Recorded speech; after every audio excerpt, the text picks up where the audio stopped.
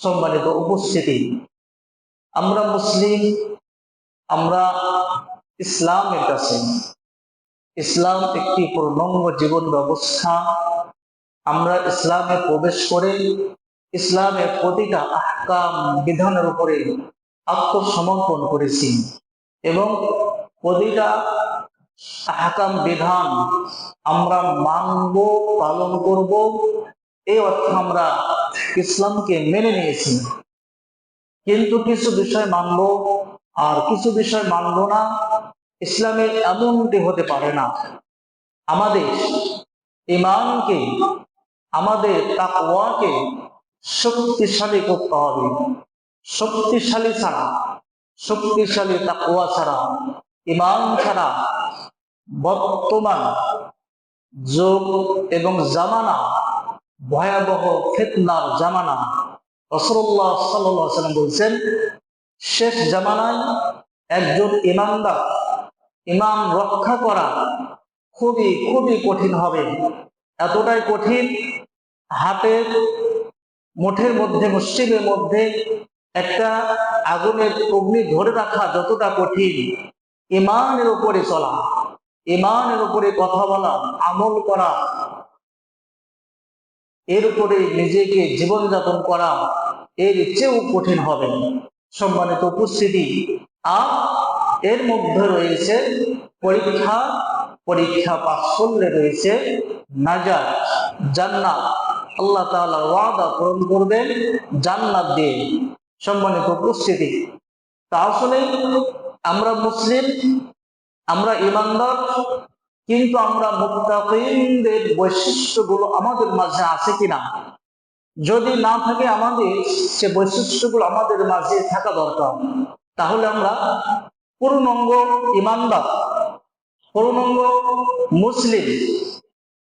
রাসূলুল্লাহ সাল্লাল্লাহু আলাইহি ওয়াসাল্লাম বলছেন যে পূর্ণাঙ্গ মুসলিম ওই ব্যক্তি যে অন্য মুসলিমের ব্যথায় বেদনায় সে নিজে কাতর হয়। যেমন ধরুন, মুসলিম হচ্ছে একটি পরিবার এবং একটি বডি, এবং একে অপরের সবাই ভাই ভাই। আপনার শরীরের মাঝে কোন একটা জায়গা যদি আঘাতপ্রাপ্ত হয় বা কেটে যায় বা ক্ষত হয় বা যেটাই হোক, আপনি ব্যথা পান, আপনার শরীর অসুস্থ হয়, ব্যথা পায়। অনুরূপ ভাবে অন্য মুসলিম কষ্ট পেলে, নির্যাতনের শিকার হলে আপনি কষ্ট পাবেন একজন মুসলিম হিসাবে, যে আমার মুসলিম ভাই কষ্ট পাচ্ছে, সে ব্যথায় আপনি ব্যথিত। এটা হচ্ছে কিছুটা মুসলিমের, কিছুটা ঈমানদার, ঈমান কিছুটা চিহ্ন আপনার মাঝে আছে এই ব্যথাটা অনুভব করলে। সম্মানিত হাজির, আর একজন মুসলিম অপর মুসলিমের জন্য সবসময় ভালো কামনা করবে। যেমন ধরুন, আপনার জন্য একটা জিনিস পছন্দ করছেন, পছন্দ যেটাই হোক, যেটাই পছন্দ হোক, আপনার জন্য যেটা পছন্দ করবেন, আপনার অপর ভাইয়ের জন্য সেটাই পছন্দ করবেন, তাহলে প্রকৃত মুসলিম। আপনার জন্য ভালো পছন্দটা করলেন আর অপর মুসলিমের জন্য অমঙ্গল কামনা করলেন, ভালো পছন্দটা করলেন না, এটা মুসলিমের পরিচয় নয়, এটা ঈমানদারের পরিচয় নয়, এটা তাকওয়াবান লোকদের পরিচয় নয়। অতএব একজন মুসলিম আর একজন মুসলিমের সবসময় কি মঙ্গল কামনা করবে, আর এর মধ্যে কল্যাণ নিহিত আছে। একজন মুসলিম আর একজন মুসলিমের কল্যাণ কামনা করলে এর মধ্যে কল্যাণ নিহিত আছে। কেমন? আপনি অন্য মুসলিমের জন্য দোয়া করছেন, তার জন্য মঙ্গল কামনা করছেন, তখন ফেরেশতারা প্রথমেই বলে যে আল্লাহ, এই দোয়াটি যে করছে আগে তার জন্য কবুল করো, দ্বিতীয়ত যার জন্য করা হচ্ছে তার জন্য কবুল করো। তাহলে প্রথমত লাভ হচ্ছে যে আপনি অন্য মুসলিমের জন্য মঙ্গল দোয়া করলে সে দোয়াটা আপনার জন্য কবুল হয়, এরপরে যার জন্য করেন তার জন্য কবুল হয়। তাহলে অবশ্যই কি লাভ আছে? অবশ্যই লাভ আছে। হিংসা করবেন না, মঙ্গল কামনা করবেন, একে অপরের ব্যথায় নিজেকে ব্যথিত হবেন, মুসলিম হচ্ছে একটি পরিবার এবং কি ইসলাম হচ্ছে একটি পূর্ণাঙ্গ জীবন ব্যবস্থা।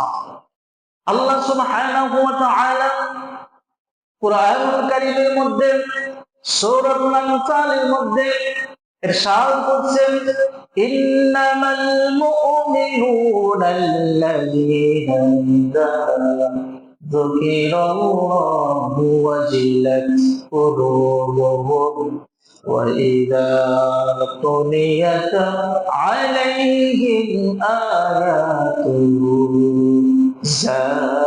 যাদাতুহুম ঈমানা।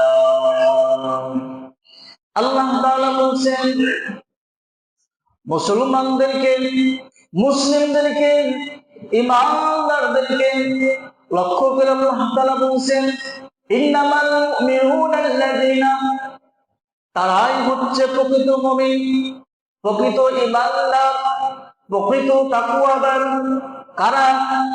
ইযা যুকিরাল্লাহু ওয়াজিলাত কুলুবুহুম ওয়া ইযা তুলিয়াত আলাইহিম, তাদের সামনে যখন কোরআন কারীমের আয়াত তিলাওয়াত করা হয়, তাদের সামনে যখন কোরআন পাঠ করা হয়, আল্লাহ তাআলার কথাকে উপস্থাপন করা হয়, তখন তাদের যাদাতুহুম ঈমানা, তখন তাদের অন্তরের ঈমান আরো বৃদ্ধি পায়।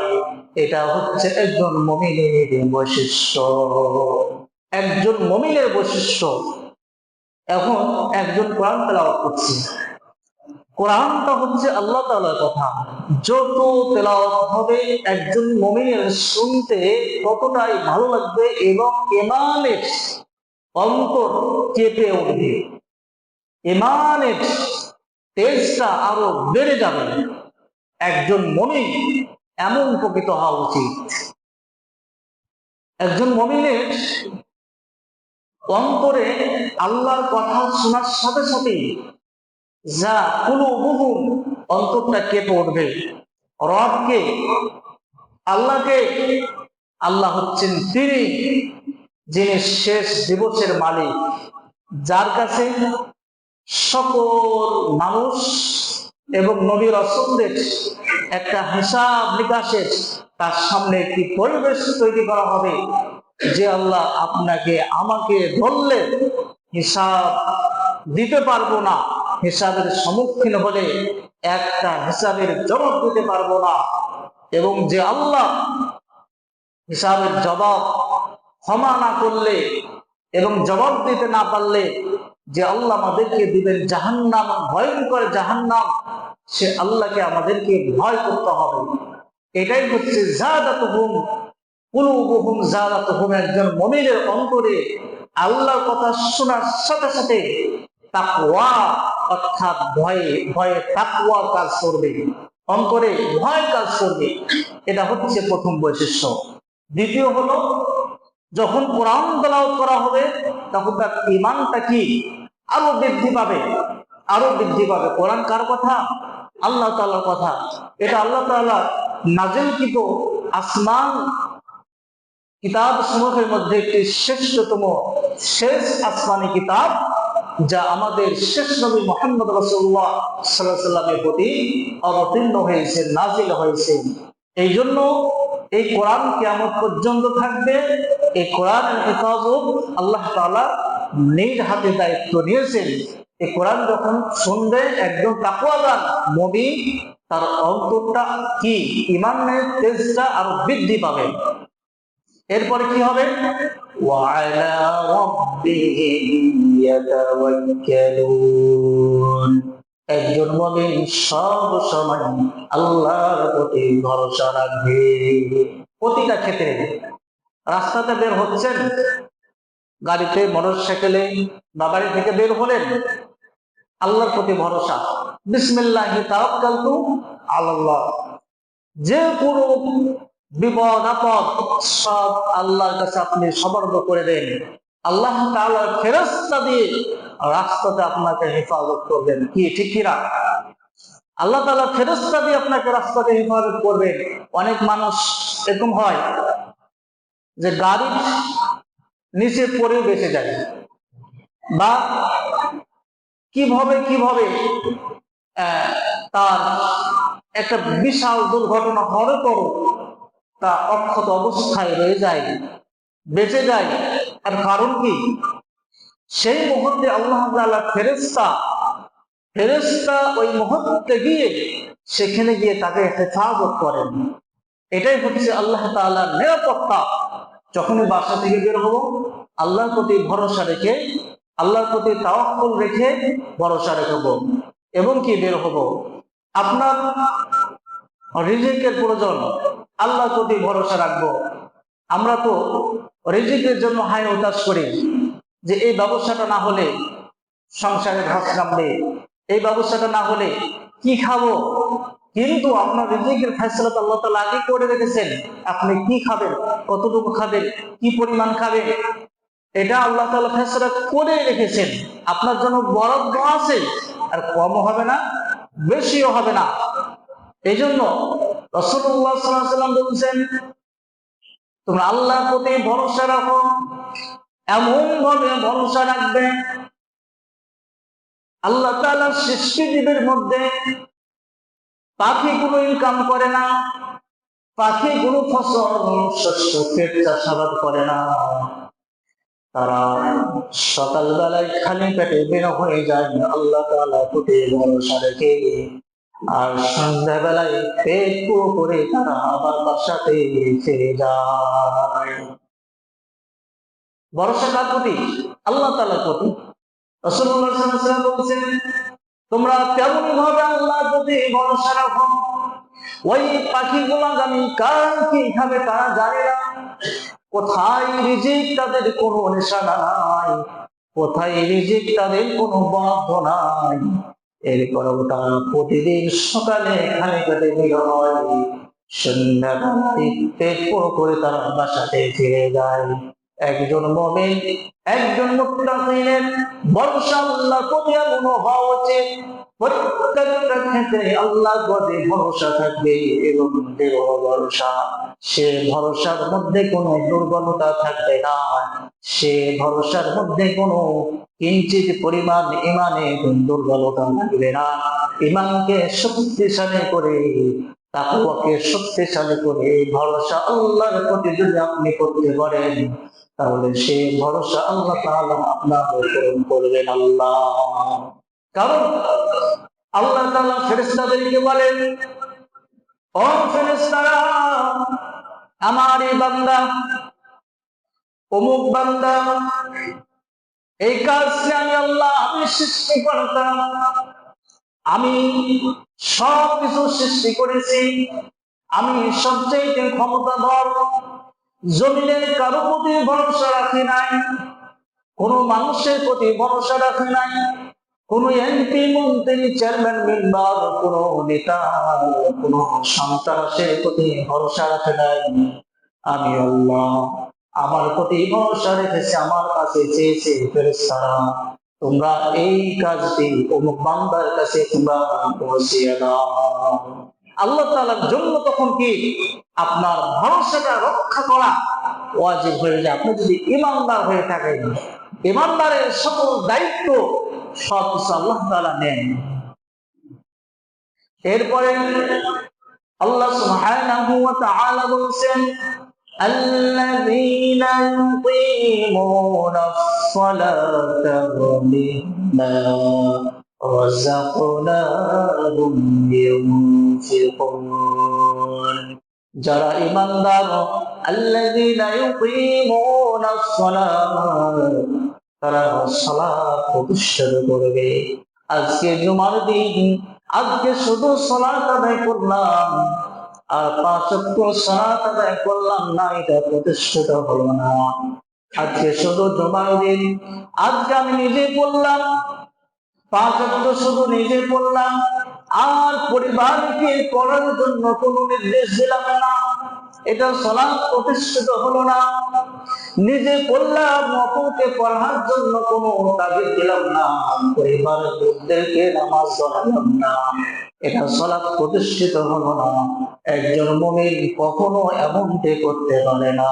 আল্লাহ তাআলা বলছেন, একজন মুমিনের বৈশিষ্ট্য হলো নিজে পড়বে এবং তার পরিবার, আহার পরিবার, সমাজকে, রাষ্ট্রকে সালাত প্রতিষ্ঠিত করার জন্য কাজ করবে এবং সালাত প্রতিষ্ঠিত করার জন্য সে নিজেকে সে কাজে ব্যয় করবে। এটাই হলো একজন মুমিনের বৈশিষ্ট্য। আর কি করবে? ওয়ামিম্মা রাযাকনাহুম ইউনফিকুন। আমি আল্লাহ তাকে যে নির্ধারিত রিজিক দিয়েছি, আমি আল্লাহ তাকে যে একটা প্রতিদিন রিজিক দিই। কেমন রিজিক? সকালে আপনি খান, দুপুরে খান, রাত্রে খান, সারাটা দিন যেটা খান এটা হচ্ছে আল্লাহ তাআলার রিজিক। এরপরে আপনার জমিনে ফসল আছে, সেটা একটা রিজিক।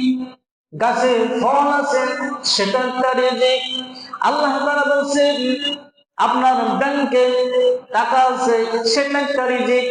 অর্থাৎ সকল প্রকার রিজিক আল্লাহ তাআলা বলছেন আমি বান্দাকে যা দিয়েছি, ওয়ামিম্মা রাযাকনাহুম ইউনফিকুন, সে রিজিক থেকে আমার রাস্তায় খরচ করবে, ব্যয় করবে। আর এটাই হচ্ছে প্রকৃত ঈমানদার মুত্তাকীদের একটি বৈশিষ্ট্য এবং পরিচয়। আমরা তো অনেকে নামাজ পড়ি, মুত্তাকিন দাবি করি, কিন্তু আবার ব্যয় করতে চাই না, খরচ করতে চাই না, দান করতে চাই না। দান করলে কমে যাবে, ব্যয় করলে কমে যাবে। মসজিদে যেমন ধরুন আজকে জুমার দিন, আজকে আমরা অনেকেই খালি পকেটে এসেছি, কিন্তু সপ্তাহে একদিন পর জুমার দিন দান শ্রেষ্ঠ। অর্থাৎ সাইয়্যিদুল আইয়াম, সপ্তাহের মধ্যে শ্রেষ্ঠ দিন জুমার দিন। জুমার দিন রাসূলুল্লাহ সাল্লাল্লাহু আলাইহি ওয়াসাল্লাম বলছেন, জুমার দিনে এমন একটি মুহূর্ত আছে, সেই মুহূর্তে আল্লাহ তাআলার কাছে যাই চাইবেন তাই কবুল হবে, যদি হালাল হয়। তাহলে দানটাও যদি শেষ সময়ের মধ্যে হয়ে যায় আর আল্লাহ তাআলার কাছে আপনি যদি চান, তাহলে কি দানটার সাথে সাথে কবুল হয়ে আপনার যে জন্য দানটা করছেন আল্লাহ তাআলা পূরণ করে দেবেন। আর দান, হালাল টাকার দান, হালাল উপার্জনের দান আল্লাহ তাআলা কবুল করবেন, এটা মিস হবে না, এটা মিস হবে না যদি হালাল হয়ে থাকে। আমরা অনেকে হয়তো খালি পকেটে এসেছি, জুমার দিন একটা সপ্তাহ পর মসজিদে আসলাম, কিন্তু জুমার দিন যে শ্রেষ্ঠ দিন, দান করা উত্তম, আমরা অনেকেই ভুলে গেছি। অতএব একজন মুমিনের বৈশিষ্ট্য হলো তাকে যেটা রিজিক দিয়েছে সেই রিজিক থেকে খরচ করবে আল্লাহর পথে, আল্লাহর পথে খরচ করবে। যারা খরচ করতে চায় না, অর্থ সম্পর্কে কৃপণতা করে, কিয়ামতের দিন আল্লাহ তাআলা ওই ব্যক্তিকে বলবে, কোন ব্যক্তিকে? যারা অর্থ সম্পদে কৃপণতা করে, মসজিদে দান করতে চায় না, মাদ্রাসায় দান করতে চায় না, গরিব অসহায় মিসকিনদেরকে দান করতে চায় না, অর্থাৎ আল্লাহর পথে খরচই করে না, কৃপণতা করে, অর্থকে ধরে রাখে। ওই ব্যক্তিকে উদ্দেশ্য করে আল্লাহ তাআলা বলবেন, ও বান্দা, দুনিয়াতে তুমি আমাকে খেতে দাও নাই, তুমি আমার প্রতি দয়া মমতা কোনো প্রদর্শন করো নাই, তোমাকে আমি অর্থ দিয়েছিলাম কিন্তু তুমি সে অর্থ থেকে তুমি আমার প্রতি খরচ করো নাই। ও বান্দা, দুনিয়াতে এমন কিছু বান্দা ছিল যারা এতিমদের অভিভাবক আল্লাহ তাআলা ওই এতিমকে যদি দুনিয়াতে আপনি একবেলা খাওয়ান, তাহলে আল্লাহ তাআলাকে খাওয়ানো হয়। কারণ আল্লাহ তাআলা হচ্ছেন আল্লাহ তাআলা বলছেন, দুনিয়াতে যদি তুমি এতিমকে একবেলা খাওয়াতে, তাহলে আমি আল্লাহ আমাকে খাওয়াবো। তুমি আমার পথে ব্যয় করো নাই। ও মুসলমান, আজকে জুমার দিন, আজকে যদি এই ঘর মসজিদে যদি 10টা টাকা বা 20টা টাকা প্রতিদিন দিই, তাহলে আল্লাহ তাআলা রাস্তায় ব্যয় করা হবে। আর যদি ব্যয় না করে আল্লাহ তাআলা বলবে, তোমাকে এত অর্থ দিয়েছিলাম কিন্তু তুমি আমার প্রতি ব্যয় করো নাই। অতএব তোমাকে এই যে অর্থ দিয়েছিলাম সে অর্থ আজ তোমাকে জাহান্নামে নিয়ে যাবে। তোমার এই অর্থ কোনো কাজে আসবে না। মালুন ওয়ালা বানুন। তোমার এই অর্থ আজ কোনো কাজে আসবে না। একজন মুমিনের বৈশিষ্ট্য হলো তাকে যা দিয়েছি তা থেকে আল্লাহ তাকে তো সামান্য হলো ব্যয় করবে, খরচ করবে। একজন মুমিনের মুসলিমের এটাই হচ্ছে বৈশিষ্ট্য। এরপরে আল্লাহ তাআলা বলছেন এই গুণগুলো যার মধ্যে থাকবে, কোন গুণগুলো বললাম? এক নম্বর হলো আল্লাহর কথা শুনলে তার অন্তরটা কেঁপে উঠবে। এরপরে কোরআন তেলাওয়াত করলে তার ঈমান বৃদ্ধি পাবে। 3 নম্বর হলো আল্লাহ তাআলার প্রতি ভরসা রাখবে সর্ব অবস্থায়। এরপরে 4র্থ নম্বর হলো সে নামাজ প্রতিষ্ঠিত করবে। 5ম নম্বর হলো সে আল্লাহর প্রতি খরচ করবে, আল্লাহর প্রতি অর্থাৎ আল্লাহর রাস্তায় দান করবে, খরচ করবে, সাদকা করবে। তাহলে 5 নম্বর এই 5টি কাজ যার মধ্যে থাকবে আল্লাহ তাআলা বলছেন উলাইকা হুমুল মুমিনুনাল হক, সেই হচ্ছে প্রকৃত মুমিন।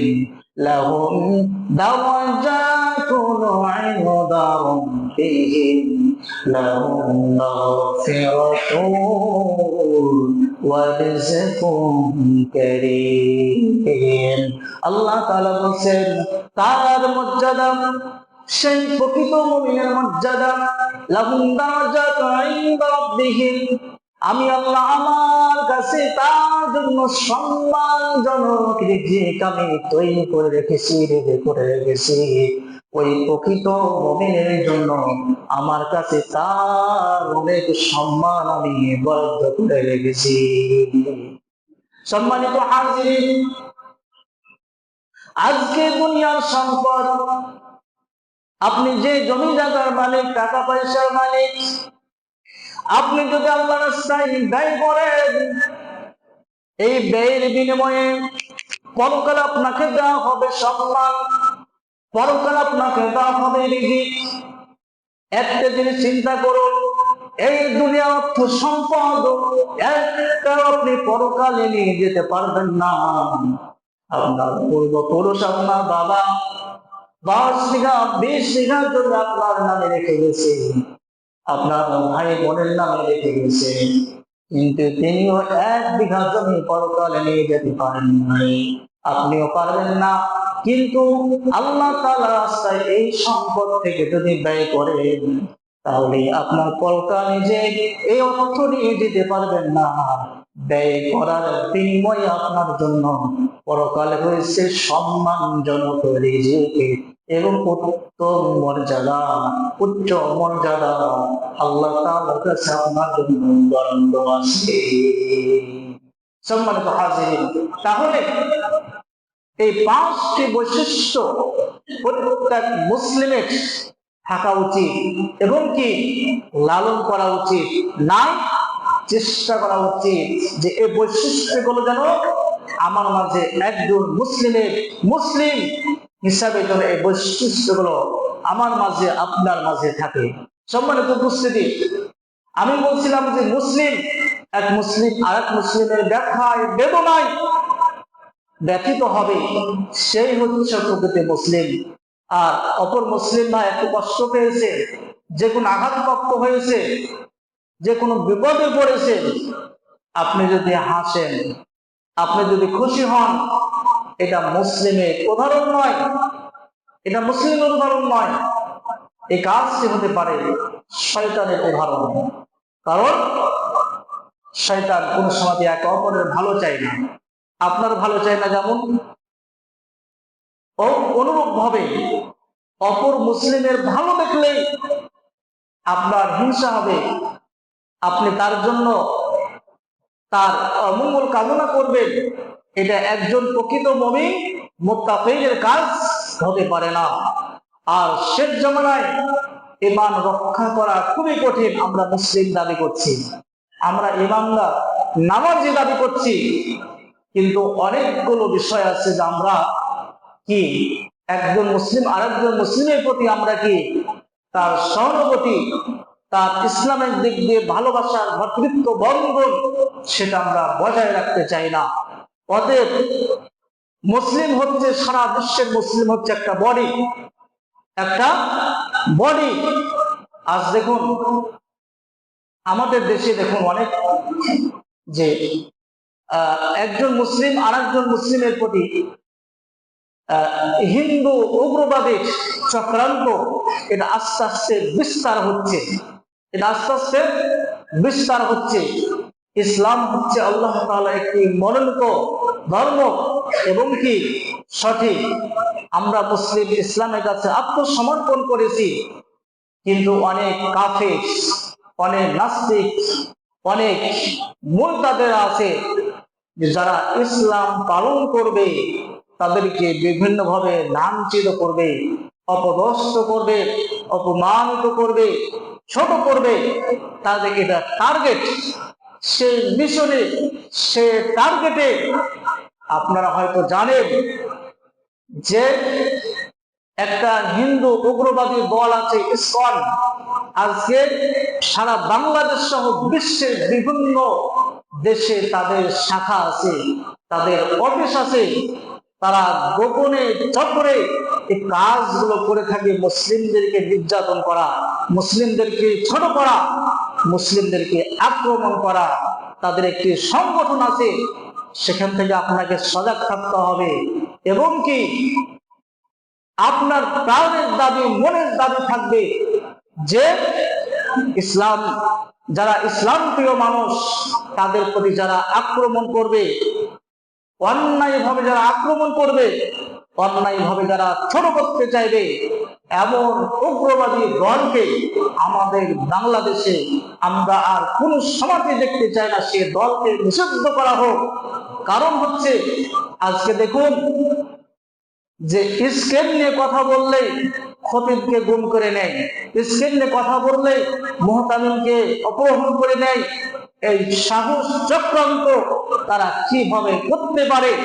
অতএব আমাদের বাংলাদেশে মুসলমানের দেশ, এই দেশে এমনটি হচ্ছে যে একজন মাদ্রাসা পড়ুয়া ছাত্রীকে তারা ওই হিন্দুবাদী স্কিম দ্বারা, তাদের সংগঠনের লোক দ্বারা ধর্ষণ করে, লাঞ্ছনা করে, অপদস্থ করে তারা শক্তি অর্জন করছে এবং কি ছোট করছে মুসলিম সমাজকে, মাদ্রাসার ছাত্রীদেরকে ছোট করছে। তাকে ছোট করা মানে গোটা মুসলিমকে ছোট করা। আজকে দেখুন যে কাজগুলো তারা চক্র আকারে করছে, মুসলিমদেরকে ছোট করছে। আমরা তীব্র প্রতিবাদ জানাই এবং এই ইসলাম প্রিয় মানুষদের প্রতি যে তারা আক্রমণ করছে, এর জন্য এই দলকে সম্পূর্ণ বাংলাদেশ থেকে নিষিদ্ধ চাই, নিষিদ্ধ করতে হবে। শুধু বাংলাদেশ নয়, সারা বিশ্বে মুসলিমদের প্রতি যারা এই দল বিভিন্ন ভাবে চক্র চালাচ্ছে, সকল মুসলিমদের পক্ষ থেকে আমরা এই দলকে সারা বিশ্বে নিষিদ্ধ চাই। আল্লাহ তাআলা যেন জাআল হাক্কু ওয়া যাহাকাল বাতিল, সত্যর উন্মোচন হবে আর বাতিল নিপাত যাবে, বাতিল ভ্যানিশ হয়ে যাবে। এটাই হচ্ছে বাস্তব কথা। অতএব কোরআনকে বাতিল করার জন্য, কোরআনের আইনকে বাতিল করার জন্য, ইসলামকে নিভিয়ে দেওয়ার জন্য অপচেষ্টা চালানো হচ্ছে। আল্লাহ তাআলা ইসলামকে টিকিয়ে রাখবেন, কোরআন টিকিয়ে রাখবেন, দিন থাকবে, ইসলাম থাকবে। কিন্তু যুগে যুগে এরকম কুচক্র উগ্রবাদী তারা ভ্যানিশ হয়ে যাবে। এটাই হচ্ছে সত্য। আর ভ্যানিশ হবে কার মাধ্যমে? আপনার ইমানের মাধ্যমে, আমার ইমানের মাধ্যমে, ইমানের তেজের মাধ্যমে। আল্লাহ তাআলা আমাদের সে শক্তিশালী ঈমান, শক্তিশালী মুত্তাকী, শক্তিশালী তাকওয়াবান হওয়ার এবং সে অনুযায়ী আমল করার এবং কি এই বৈশিষ্ট্যগুলো আমাদের মাঝে থাকার, সত্যকে সত্য, অসত্যকে অসত্য বলার আল্লাহ তাআলা আমাদেরকে তৌফিক দান করুন। আমরা বলি আল্লাহুম্মা আমিন। ওয়া আখিরু দাওয়ানা আলহামদুলিল্লাহি রাব্বিল আলামিন।